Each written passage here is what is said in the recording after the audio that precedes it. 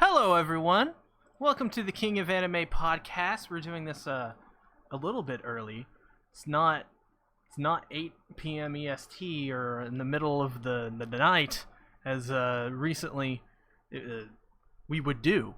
No, it's back to the morning, which I don't think we've done a morning podcast show since the fall season, right? Yes. Yeah. Which I think we did one that was like 6 in the morning, and that was like insane. But Yeah. I remember that one. Sasuke was like, it's me. I don't even think I went to sleep that day. I just said, forget it. yeah, that was a. I think we did Snafu as well in the morning. Which Yep. we were much more inexperienced then. But we've been doing this for a while now. This is the 44th episode of the King of Anime podcast. Co-host, introduce yourself. Hey, it is I. Everything animated. We've done 44 of these. I find that really hard to believe. That's crazy. Yeah, it's hard to believe. We've been technically doing it like longer for 44 weeks, but we've done 44 episodes, which is strange.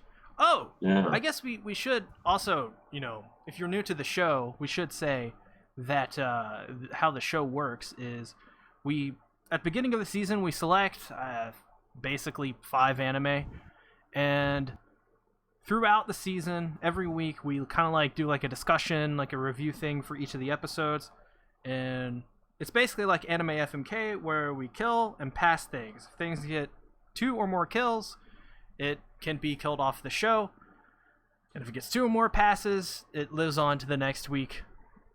As well, a little bit of announcement, in the winter season we will be taking a break. You'll be hearing that at probably the beginning of every episode.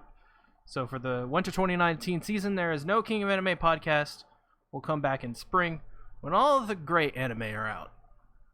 Because there's nothing for the fall 2019 season, and there's nothing for the winter. And we need a break. We've been going on a year. It's been a year since we started this podcast. Can you believe that? Yeah. Happy anniversary, y'all. More bad anime. More rants. More Goblin Slayer. No. So we're going to start off the show differently this week. We're going to talk about Carole and Tuesday. Carole and Tuesday, episode 24. A change is going to come. Sam Cooke, by the way. Never listened to Sam Cooke. Recommend it. Great guy. Influential. It was practically a miracle. It would certainly go down in the history of Mars as the miraculous 7 minutes. This is the story of the 2 girls who set it all in motion. The episode. This was that episode. This was... Finally. We got there. I'm so glad we got to there. We were only reminded every episode. Do-do-do-do. It was a miracle. God damn it. There's one thing I can take away from this series was that got annoying after episode 5. You know what I'm saying? Yes, that is like one of the most consistently annoying things. I would always skip it. And it wasn't because of what he said or anything. It was just the piano that really got on my nerves. Well, for me, like, you can do it the first episode. I have no problem with that, Establish it, and see how they get to that point, fine. But while we're halfway through it, we're still going to be reminded. Yeah. Almost over, we're still going to be reminded. I don't know. If they could do away with that, I'd be happy, to be honest. Yeah. I'd be... That's why I skip it. I just don't really care for it. Well, that's like Right. nitpicking. I mean, I don't know who really cares about that.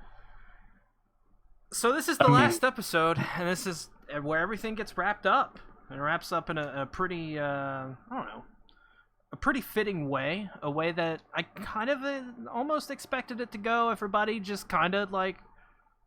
Everybody's good by the end. Everybody's okay, and it all works out. Yeah. Yeah. Except skill. Free skill. Oh, yeah. Except... Skip Yeah. They kind of just left him hung it. They hung him up like high and dry. He's like, yeah, I'm in jail, but hey, I'm happy they're singing a song. Hey, he's still got his air bass. He can still play air bass. Oh, poor guy. But yeah, I mean, hopefully there's like an OVA of him being freed or something. I don't know, but yeah, that would be great. Yeah, they did, in my opinion, one of the best songs they did in Carole and Tuesday. It was at the very end. That was really great. It was like literally a 7-minute song. It was pretty good. Yeah, It was like their Hey Jude moment. pretty much. It's pretty good. Pretty good. Mm-hmm. What I liked about the most in this episode is the return of characters like GGK and Vlog Boy and Flora Pow! and Lonesome Clarence. They were missing a couple of people that I wanted to see, and those people are a group called the Mermaid Sisters. Yes! And God. they weren't there. I will That not was a missed forgive Carole opportunity. Tuesday. Yep. I would not forgive Carole Tuesday for not including them in this miraculous moment. They deserved it. Could you imagine everyone's just singing this really touching, really, song about uniting and love and whatever, and all of a sudden, fucking bullshit just comes in. Oh, that would have been great. Oh my God. It would have.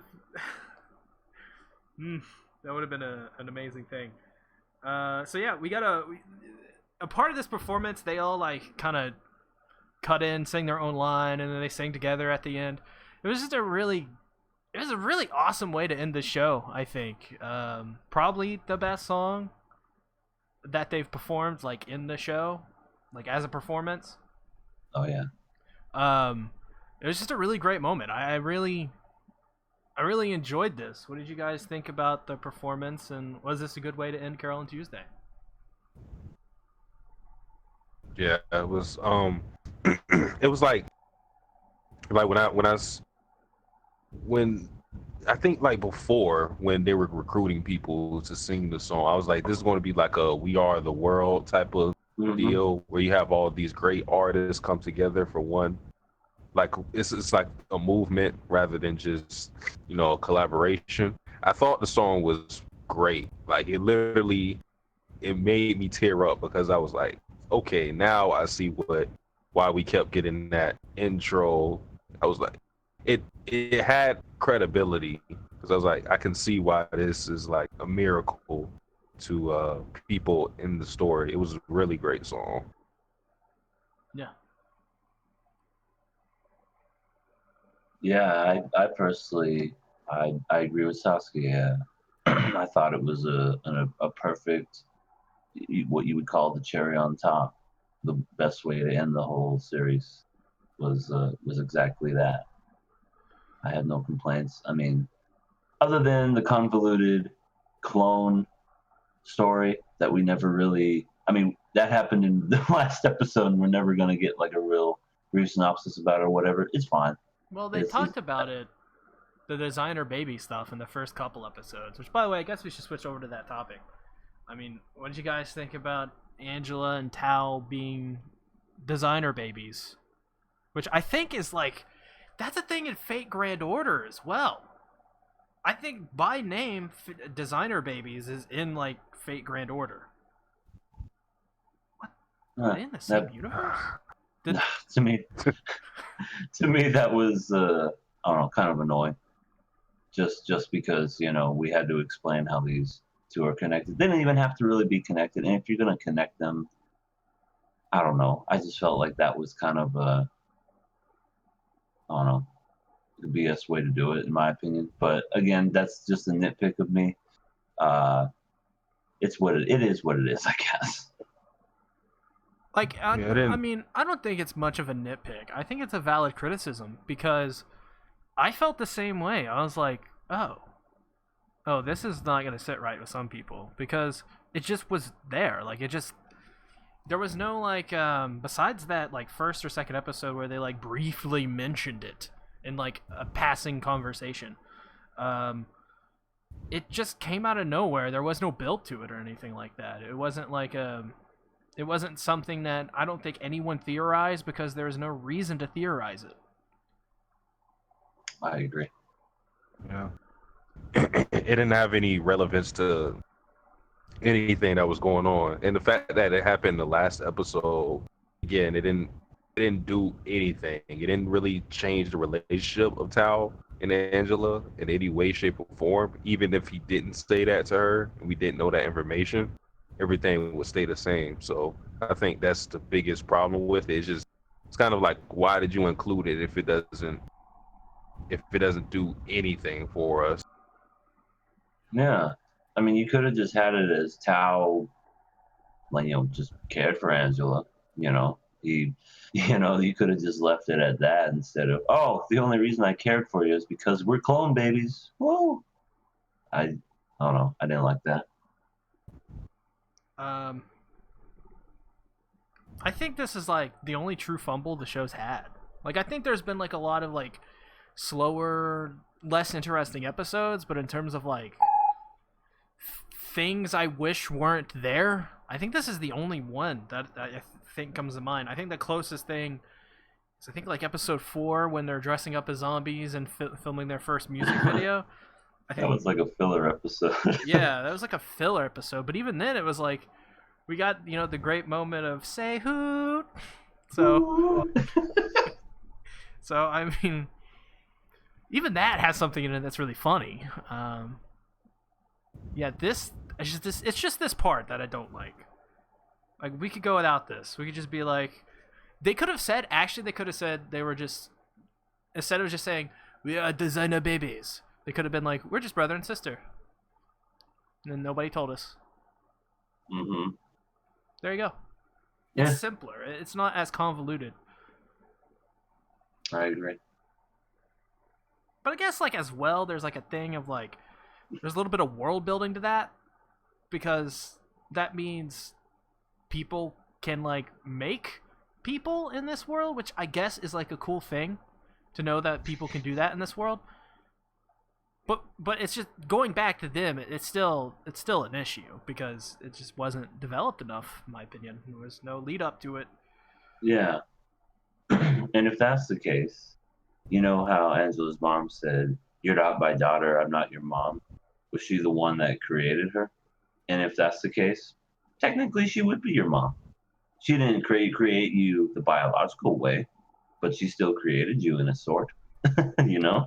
I think we need Lonesome Clarence to explain designer babies in a heartfelt, sad country song. Let's do it.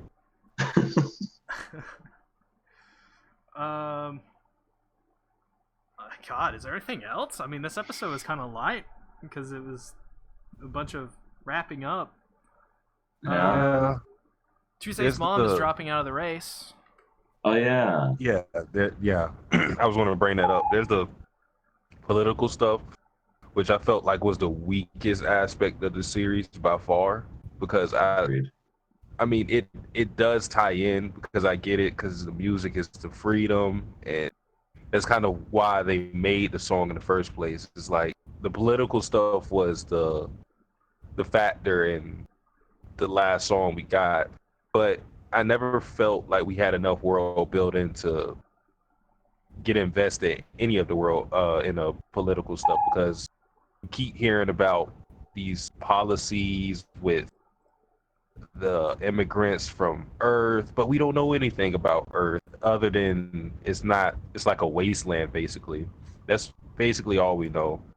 I feel like we needed more context on the world for us to really care about anything that was happening. And I thought the conclusion with Tuesday's mom, Valerie, was just meh, because she basically like changed. She dropped out the race because her son asked her to, which is fine. I don't think like the conclusion is BS or anything. It's just that before we never really got any indication from her that she really hated the policies that were the other guy who was the advisor. We never really got any indication. that guy.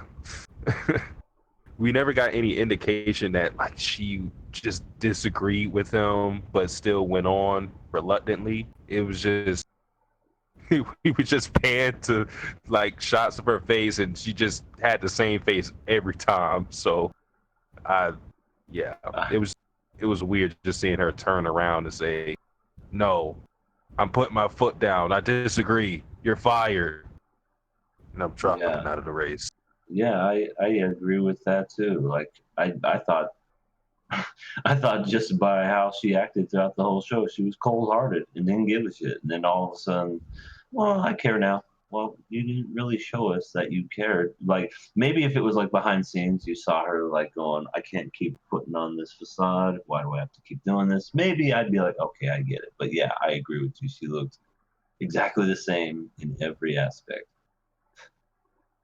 Yeah, I feel like a easy way to solve that is what EA said, what you said, Sasuke, and I think just more fleshing out those little things would have been better. Like just maybe for the Desmond episode, that I think there's a lot of Desmond like episodes where there's like a obviously a message they're trying to get, but it's very slow.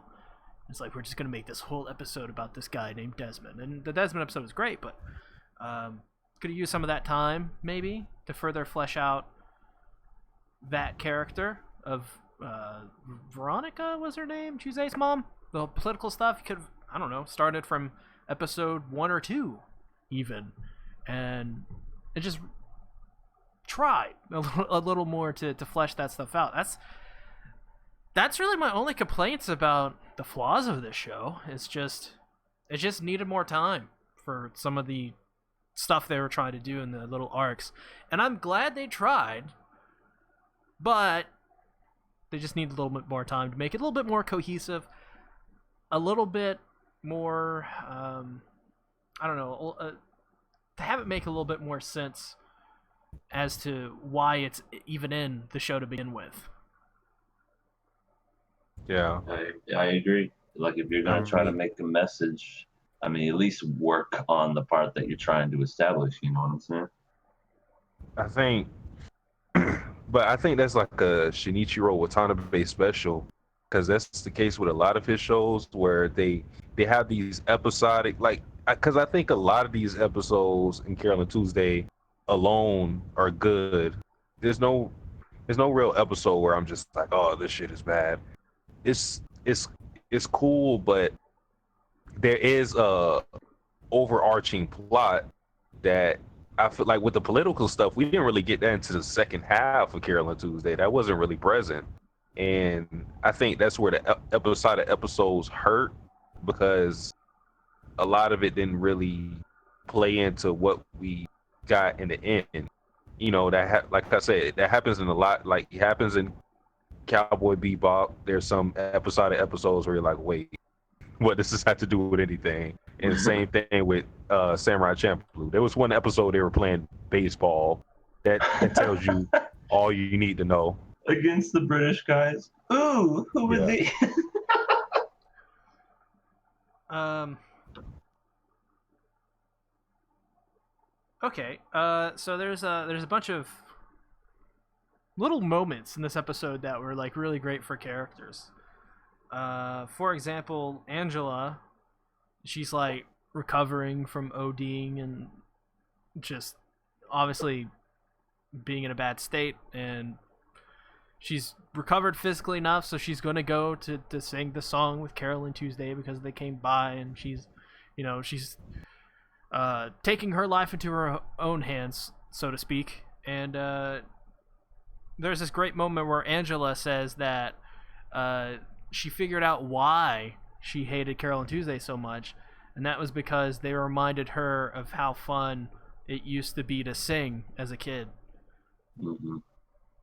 I really like this Yeah. moment. It was great for Angela's character because she finally, that showed that she finally kind of, she had her character development moment. That was her arc. It's completed now. She's her own person finally. It was beautiful. Yeah. That's why I always felt like Angela was going to be my favorite character because she had the most room to really grow. Because she started off, wanted to be just in the industry by any means, being a puppet, but then she started to stand. She had to stand on her own, and I like that moment because like the innocence that Carol and Tuesday have, a large part of that is because of Gus and his steering, and Angela didn't really have that because her mother just wanted her to have success rather than her be happy. So you kind of see that influence, like what it does. But yeah, I like their moment together. I like the hug at the end too. Mm-hmm. Yeah, that was those three characters are fantastic together. Also, they say Carol and Tuesday, they're talking to the landlord and they're like, "Thank you for giving this place for us to live at. We appreciate you. But can we live here a little bit longer, please?" You guys are millionaires. Get the fuck out of here. I like that. That was a cute scene. Otherwise, the show ends with a tease and then a not tease. It's like it ends. The song concludes. It was practically a miracle. All of that, and it's like will be continued. And you're like, In your mind. in your mind. I'm like, oh, but I was still like, Yeah, it was still like that was a troll. a great moment. And That was such a troll. Yeah, that really was a troll. This show is fantastic. I loved every single week talking about this show and watching this show. I gotta give this episode a pass. Oh, we're still doing that? Yeah. I mean, if we kill it now, we already saw it. I don't think this show got a single kill from us. I didn't kill it. No, it didn't. Is that the only show to do that? Pretty sure what about Shield Hero? I'm pretty sure we've like No. There was an episode we Yeah. Oh, definitely yeah. one of There's us the first- tried to kill it. There's one of those Falali episodes, Yeah. which was And the rough. CGI dinosaur. Yeah, Oh, that was pretty rough, those 3 episodes. I remember just begging. It's like, you guys, please, for the love of God. You don't know what you're doing. You don't know what you're doing. I swear to God, if it's not good, Sasuke and I are going to come over there with baseball bats. It was all worth it, though. The show was good. Yeah. It's this show and Fruits Basket is some of my favorite shows of this season, of this year. Yeah, I agree. Yeah, I really enjoyed this show. I'm glad I picked it. I'm going to take credit for it. I don't care. No, definitely. Because I wasn't really I saw it when I was looking through the anime for that season, but I don't think I would have watched it if we weren't doing the show and if you didn't pick it. Oh, nice. All right. I'm influential. So we all passed it. Right? All right. Would we disagree with passing it? I'm just It's making over. sure. Just making sure. Because I don't think I heard. Well, okay, fine. Yes, we pass it just in case they make an OVA and we have to watch it or something. All right. The beach episode. All right. That was Carole Tuesday. Up next, Vinland Saga, episode 12. This was also a good episode. The Land of the Far Bank. Asklad goes to escape the reach of Thorkel by walking through the mountainous region of Wales, along with Prince Canute, so they can deliver him and get their reward. But it won't be easy, as the ever-looming threat of Thorkel, seemingly around the corner, or on a hill.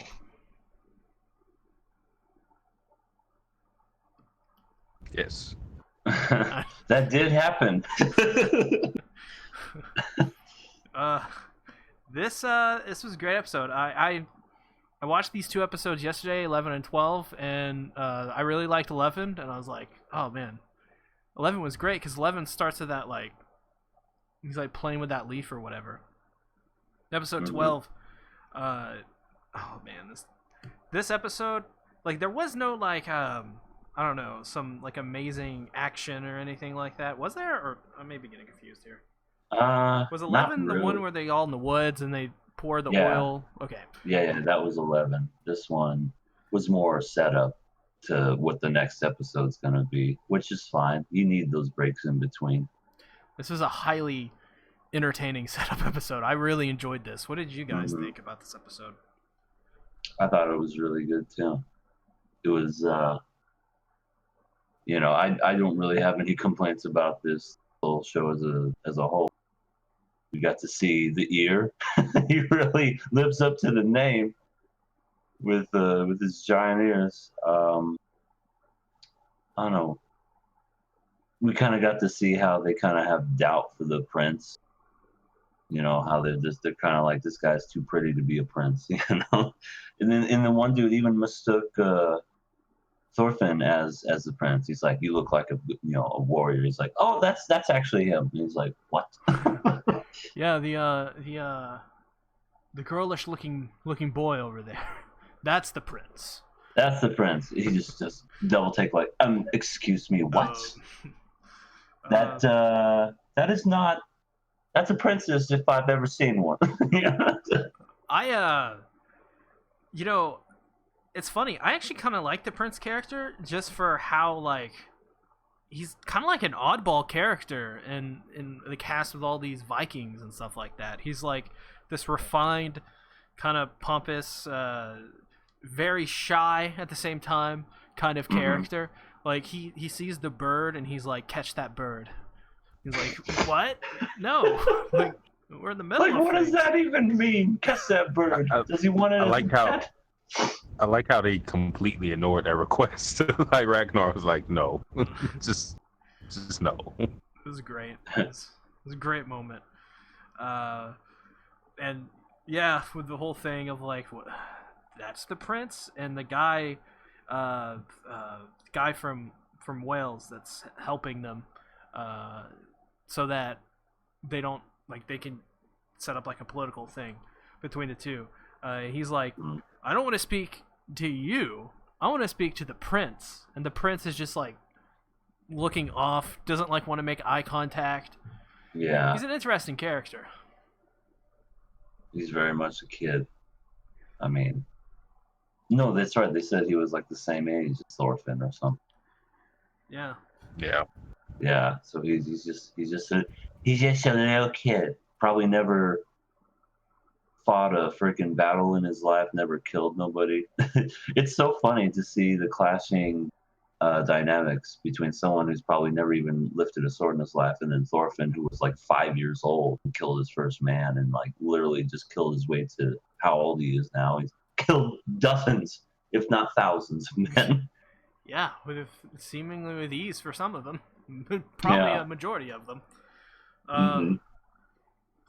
I do wonder if Thorfinn is gonna like, or just the Vikings in general, really, are gonna like, I don't know, wake the prince up to some of the realities of warfare and things like that, and that's gonna be like a story arc for him, where he finally like grows out of that attitude, and because of his experiences here, he become a better king. Yeah, maybe. That would be cool. It's a lot of Ragnar baby in him. You can see that when the Welshman asked him, you know, he tried to set up I guess you can call it a treaty. He was trying to speak for Canute. So, you know, he's kind of like his guardian almost. He's always by his side. And he enables Canute to not, you know, break out of his shell. Yeah, he's more of a, what's the word? Enabler. He's enabling him. He's coddling that child. Yeah. So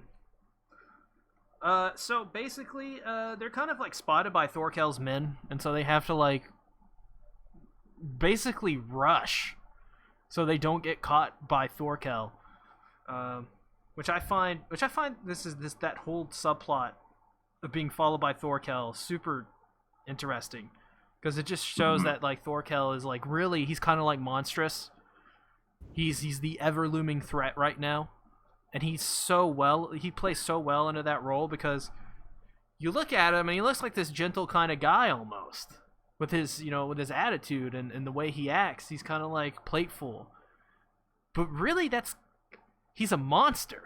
Like he's a savage, and it's kind of scary. Like it makes him scary. Yeah. You know something's wrong with Askeladd is literally just running. This is a man who he's very, very smart. Very smart. He took on a job to kill Thor. So, it's not like he just doesn't have anything in the tank as far as planning and strategizing, but he knows there's nothing he can't exploit a weakness like he did with Thor's. He's just like, guys, we got to pack it up. There's nothing we can do. Yeah. And you can see his subordinates even questioning him. They're like, "Hey man, are you okay?" Because the past couple episodes, it seems like, well, that like he's kind of having a moment where he's like, "All right, this is it. We're gonna ride into the sunset one last time." He's what was that like? He was talking to Thorfinn about because the sun came up and it was the day of or the year of glow or something. I can't remember. Something mythological. Yeah, something like that. Yeah, but you can tell he's like, "This is it, boys," and he's kind of leading his men into it. And maybe they don't want it, but this is what Askeladd wants. Have some faith, Arthur. God damn it, Arthur. And now there's now the shoe's on the other foot. Now they're being ambushed with arrows, which is kind of what happened when he did that to Thor's. So now we're gonna see what's gonna happen next episode. Thorfinn's like, "Yeah, I've been here before. This is nothing." In the last episode, this is not on topic of episode 12, but I think it's important to talk about this part, because it just goes to show how strong Thorkel is. But he said, according to him, that the only man stronger than him was Thor's. That's amazing. And we saw Thor's, I guess, up until Thorkel, and probably is the strongest that we've seen. And like, I think the first thing we saw of Thorkel was him throwing a giant boulder. So, it's he's extremely powerful. The guy on the cart, what's his name? Like, they were transporting him on the cart. I can't remember his name. He's like the priest or something. It's something like that, and he's like drinking something like water, I think. No, he's drinking alcohol. Well, I thought he's definitely not drinking water. No, okay. Because in the other episodes, he's like, what did he say? He's like, "What religion do you follow?" "Anyone that has booze," or something like that. No. That's all he asked for, is drinking. Because in this episode, they're talking about or he's the priest guy, I think. He's like something. Mm-hmm. They're like what do you like what is your goal? Like, what do you want? And he's like, "I don't seek women, I don't seek money, I don't seek silver or anything like that. I seek love." And these guys cannot comprehend that. They're like, you can't do anything with love. You can't sell it. Love? What is this? What is this love you speak of? I just love this moment. It was really funny. It was just a really funny scene. And this guy's just a goofball, anyways. Like, he's just a funny character. I like how Villain can do that though, because that was like a comedy moment, but it also again it shows you how the Vikings are. They just can't really understand the concept of love when there's no monetary value in it. They should watch Interstellar. Then they'll know that love goes beyond space and time. It's the one thing. Which is why there's that bookcase in that black hole. I did not watch that movie. I haven't seen it either. You definitely have to see it. You will understand. You will understand. Anything else happened in this episode? Well, I'll ask you guys, what do you guys think is up with Ask Lad? Because, you know, typically stuff like this doesn't get thrown away. Because even his right hand, goddamn, Bonjour, I think that's his name. I think so. He even found something wrong with Ask Lad. So, what do you guys think is up with him? I personally think it's I don't know. Maybe it's just the whole coming of age thing.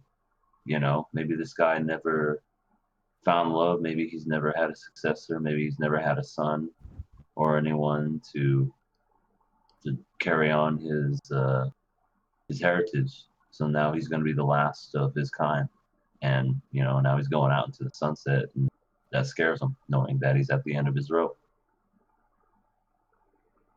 I think a part of it has to do with Thorfinn. I think you know, they're a weird father and son kind of relationship, but I also think it's as well aged in the fact that Thorkel is a freaking monster, and I think you don't get many. He probably doesn't have many challenges like that. Like he doesn't run across that many people, so when he does, it's probably very stressful on the guy, and he acts very carefully.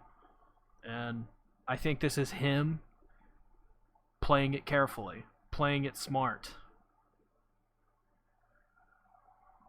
And side note, Aslad, when he made the promise to return Canute to the king, he promised Ragnar on, you know, because they kind of pledge themselves by saying like they state their they'll say like I'm the son of whoever. He when he talked to Ragnar, he said he was a son of Olaf, but when he gave the message to the other guy, he said he was a son of Lydia. Interesting.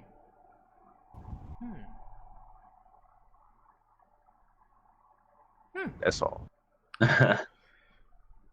Yeah, this episode is a really good episode. Gonna give it a pass. Really enjoyed it. Can't wait for the next one. Same pass. This is I can't get enough of this show. Can't wait till we get to certain moments. Pass.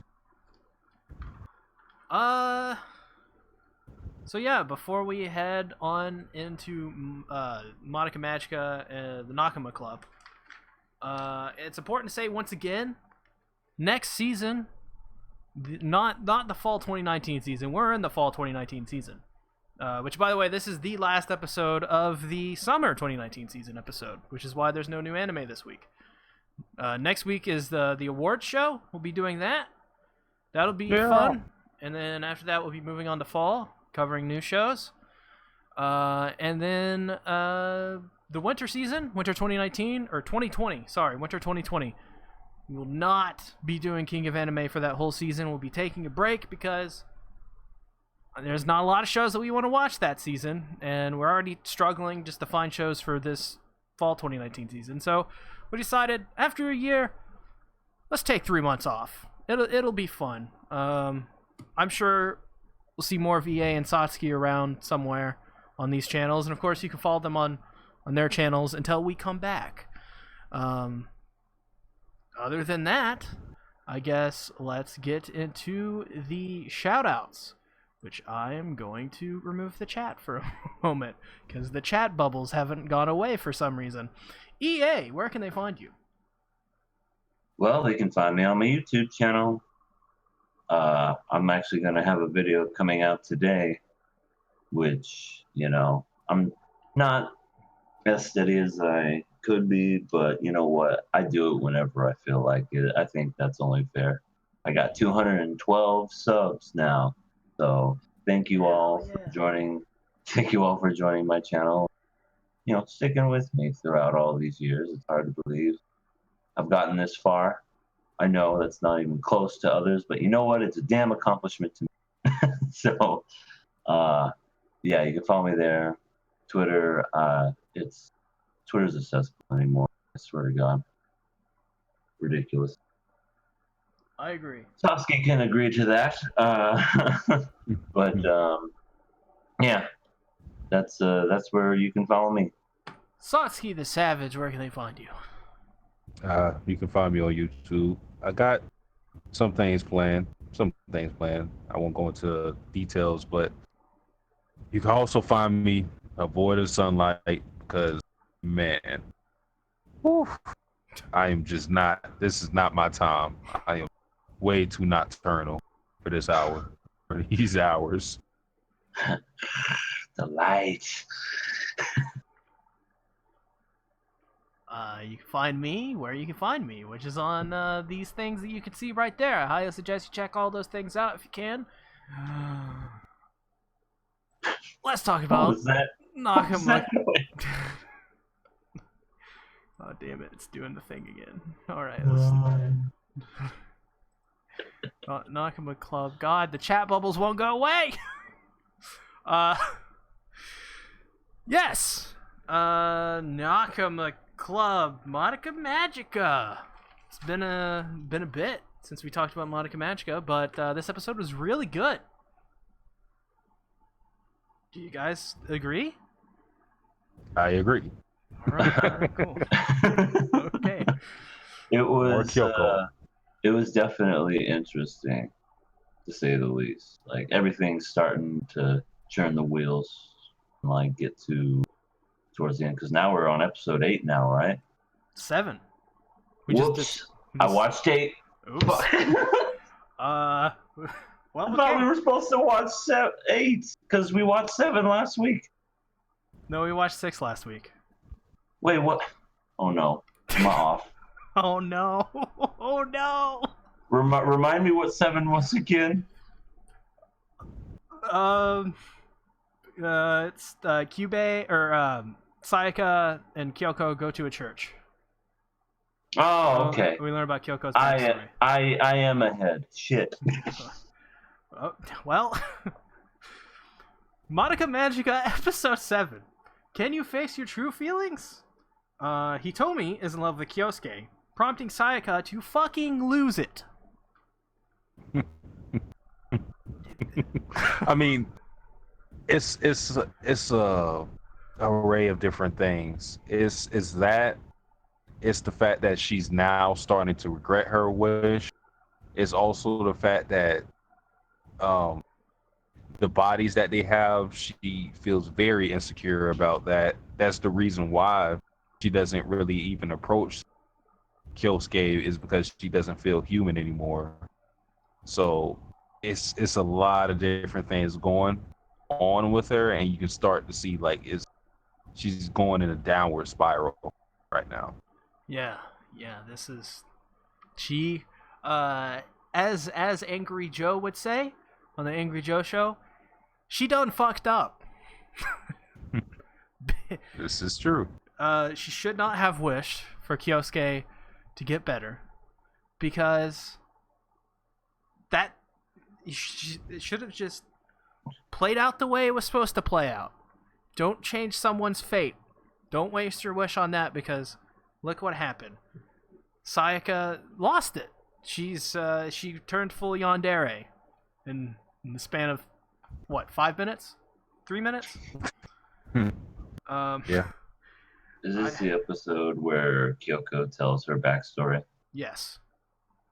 I thought that definitely made her more relatable. even though I hated her guts at the beginning, I'm like, okay, well, there's a reason behind it. Yeah, and I guess And don't you dare waste any fresh apple. She'll hunt you down. I really like that about her character. That she eats a lot. She eats a lot, and she doesn't want any food wasted. As a father, Yeah. I can understand. But That's yeah, a pretty cool thing. so Kyoko's backstory is basically that her wish was that she wished for everyone to listen to her father's teachings or whatever in religion. The sermon. Yeah, and once he figured out what the wish was, he spiraled into depression, killed his Called whole her own family. daughter a witch. Yeah. Killed his family, besides, well, of course, her, because Kyoko can't technically die normal ways. And then killed himself, which is really sad and depressing. And that's like, Kyoko is just trying to do something nice. She was just trying to make her father happy, and once it was found out, it kind of all came tumbling down for her, and that's kind of why she acts the way she is now, because that's the only way that she can kind of move forward with life is to just accept that happened and then live for herself, because there's nobody else that she can live for anymore. Yeah, she's like a young vet. She's trying to teach Sayaka the consequences of wishing for others to or using your wish for others. And I think that she's like the only example we really have so far that we know of like a wish backfiring. With Mommy, her death didn't really have anything to do with her wish. It was just, I guess you can say, a mistake on her part. But with Kyoko, she's went through this and she saw her wish through, and it backfired on her completely. And we're starting to see that with Sayaka right now. Yeah, Sayaka. I mean, she went full psychopath there at the end. She doesn't feel any pain, so she's gonna dish out the pain, I guess. Which is really She should have scary. told her friend no. She should have told her friend no. She says, "Bitch, I like this kid. Go away." But and she has all these issues of like getting closer to Kyosuke because she knows the truth about herself now. But even then, even if you do know that you're not human, and I understand her dilemmas there, she still pretends like when Hitomi's like, I'm in love with Kyosuke, she still pretends like, oh, me and no. I would have been like, yes, I wished for this, bitch. You ain't taking him away from me. I'm gonna snap your neck. You try anything. I don't care what circumstances. I don't care if I turn into a lizard. I'm like, At least Hitomi was upfront about that. I like that. Yeah. He told me That's at least something. He told me he's Now a good friend. Now you're gonna die. Yeah. Also, Kyubey is an evil bitch. I love Kyubey. He's so. I hate Kyubey so goddamn much. I want this thing to be thrown into so many different types of volcanoes. The reason I like him is because he's so detached from human emotion. It's very funny to see how he interacts with people. And that's the thing with Kyubey. Even though you can say his actions are evil or he's manipulative, he doesn't see it as that way, because he's like, why tell you guys everything there is about the consequences of being a magical girl when you're going to react like this? There's no point. I don't benefit from it, you don't, so might as well not say anything. It's like he doesn't really have any ill will That's what I like about him. It's just he doesn't understand at all. It's like, why are you complaining? I gave you a body. You don't feel pain. Like, This is better this way. You don't understand. yeah. What's to understand? Come on. Don't have cow, man. It's like when they announced Call of Duty having that 1 year time thing of locking a whole game mode for just the PlayStation, and PC and Xbox not getting it for a whole year. Like, the devs came out and were like, "What are you talking about? We gave you guys a good deal. It could have been worse." Call it. Reminds me of that. So Homura and Madoka are talking, and this pretty much is just reiterating what Homura was saying before to Madoka, of just forget Sayaka, forget all of this, move on. Swear to God, if you wish for anything, gonna punch you in the face. And at the end, Homura says this. Monica's like, "Why are you always so cold, Homura?" Homura's like, "It's probably because I'm not human anymore." No, it's cold up here on this building. It's probably why I'm so cold. It's freezing. The wind's always blowing. Don't you see my hair flowing in the wind? That's why I'm always cold. Sorry, I had to. I use only the best shampoo for my hair. The best! The hair flip is iconic. Let's be real. She's got some of the best hair in anime, in my opinion. Agree. Besides Yugi Moto. Kaiba! Wait. Oh. Yukio. I was like, wait, who? Yugi. Yami Yugi Yami, whatever his name is.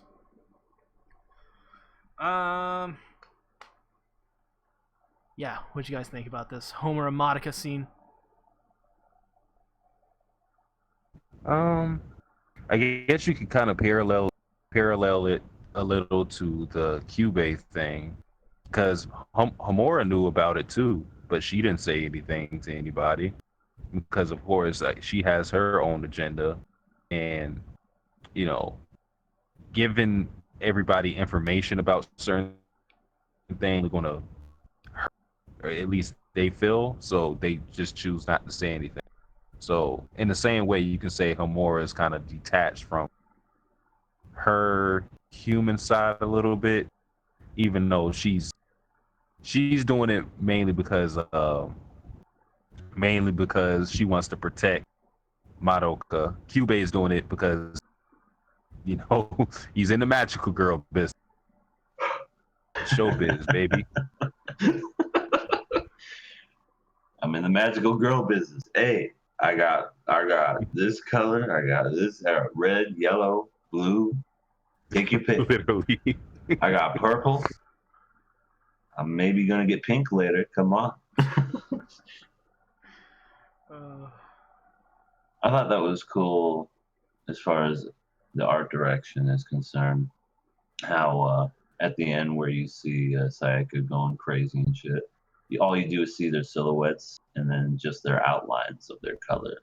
Yeah. The blue and the red and the other different colors and whatnot. I thought that was really neat. Like, if there's one thing I can take away from the show, is that the art style is very unique and just very cool and very different from any anime I've ever seen, to be honest. I mean, yeah, it's very Shaftish with the deep kind of darker colors and the head turns and whatever, but like it sets itself apart from other ones. Like, I'm watching Arakawa Under the Bridge, which is another Shaft show. It's basically like a more comedic version of Bake Monogatari. And I'm watching that, and I'm like, this is like so Monogatari, but like just weirder and like more strange. And then like I go from that show to this show, and I'm almost like astonished it's the same studio. It looks so... I think this is the best show they've ever made. And like, I like Bake Monogatari, and I'm like what I'm seeing so far of Arakawa Under the Bridge, but I just don't think those touch this, to be honest. And I've seen a bit of the Monogatari series, and I am not a fan of Monogatari outside of the first series, but this show just looks fantastic. Yeah, they're really creative with their style. I really like the last scene with Sayaka as well. So, with that being said, we're hitting time. Thanks everybody for tuning in this week to Nakama Club and the King of Anime podcast, if you're here for that as well. I appreciate everyone coming out to view this, to watch this live. When the VOD goes live, I would appreciate you all if you gave this video a like. It, of course, always does help me out. Like I say in my videos, it's better than giving me $100. It's the truth. It just is. So, yeah. See you guys next week for the award show. Bye-bye. Shane. See ya.